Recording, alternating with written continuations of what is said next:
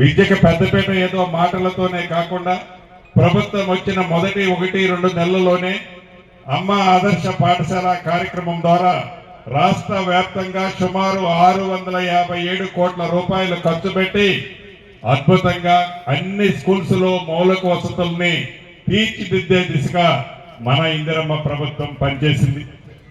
గడిచిన 10 సంవత్సరాల్లో ఏదైతే అద్భుతంగా మేము హాస్టల్స్, రెసిడెన్షియల్ స్కూల్స్ నడుపుతామని చెప్పిన ఆనాటి ప్రభుత్వం పేదవాడి పిల్లల్ని విస్మరిస్తే పేదవాడి పిల్లలకి కనీసంగా తిండి కూడా పెట్టలేని పరిస్థితిలో ఆనాటి ప్రభుత్వం ఉంటే ఇందిరమ్మ ప్రభుత్వం ఏర్పడిన తర్వాత అది ఎన్నికల్లో చెప్పిన వాగ్దానం కాదు, ప్రత్యక్షంగా అనేక హాస్టల్స్, స్కూల్స్ చూసిన తర్వాత పేదవాడి పిల్లలకు కూడా పెద్దోళ్ళ పిల్లలు ఎలా అయితే కోరికలు ఉంటాయో ఆ కోరికలు తీర్చాల్సిన నైతిక బాధ్యత మన ప్రభుత్వాన్ని తలంచి కాస్మెటిక్ ఛార్జీలు ఆనాడు ఆడపిల్లలకి ఇబ్బంది ఉంటే సుమారు 200% పెంచిన ప్రభుత్వం మన ఇందిరమ్మ ప్రభుత్వం.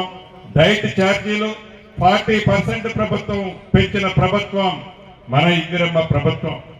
ఇలా అనేక సంక్షేమ కార్యక్రమాలు, అభివృద్ధి కార్యక్రమాలు రాష్ట్ర ఆర్థిక పరిస్థితి సహకరించకపోయినా రాష్ట్రం ఆర్థికంగా అప్పుల కుప్పల్లో మునిగిపోయినా చెప్పిన మాట తప్పకుండా నెరవేర్చాలని దృఢ సంకల్పంతో ఈ మన ప్రభుత్వం ఉంది.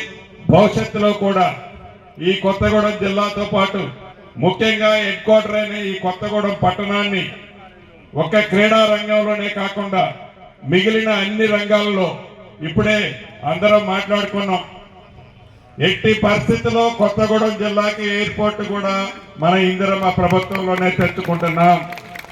ఇక్కడున్న మా ఆడబిడ్డలు అనుకోవచ్చు, అన్నదమ్ములు అనుకోవచ్చు, అటు వరంగల్ ఇన్ఛార్జి మంత్రిగా సీనియర్ నుండి వరంగల్కే ఎయిర్పోర్ట్ తీసుకుపోతుండే తప్ప కొత్తగూడెం గురించి మాట్లాడలేదని కొంతమంది అనుకోవచ్చు. అలా ఏమీ లేదు. వరంగల్ ఎయిర్పోర్టే.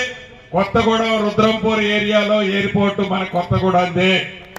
దానికి స్థానిక శాసనసభ్యులు కార్లో ఎంపీ గారిని, నన్ను కలెక్టర్ గారిని మీరు ఏది ఏమైనా ఆ ప్రాంతంలో ఉండే భూములుండే ఆసాములుంటే వారిని నొప్పించకుండా ఒప్పించి భూముల్ని ప్రభుత్వ పక్షాన ప్రజలకు ఎక్కడా ఇబ్బంది కలగకుండా సుమారు 700 ఎకరాలు ఫారెస్ట్ భూమి, 300 ఎకరాలు ప్రభుత్వ భూమితో పాటు ప్రైవేటు భూములు కూడా ఉన్నాయి.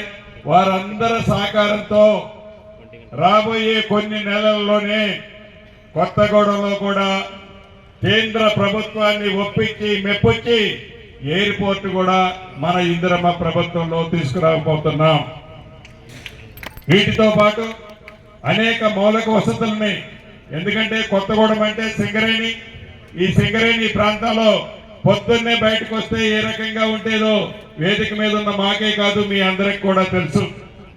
అటువంటి ఈ కొత్తగూడెం ప్రాంతాన్ని అన్ని మౌలిక వసతులతో మన ఇందిరమ్మ ప్రభుత్వంలో తీర్చిదిద్దే బాధ్యత వేదిక మీద ఉన్న మేమందరం తప్పకుండా తీసుకుంటామని మరొక్కసారి మీ అందరికీ లేటుగా నూతన సంవత్సర శుభాకాంక్షలు, అడ్వాన్స్ గా నా ఆడబిడ్డలందరికీ సంక్రాంతి శుభాకాంక్షలు కూడా తెలుపుతూ సెలవు తీసుకుంటున్నాను.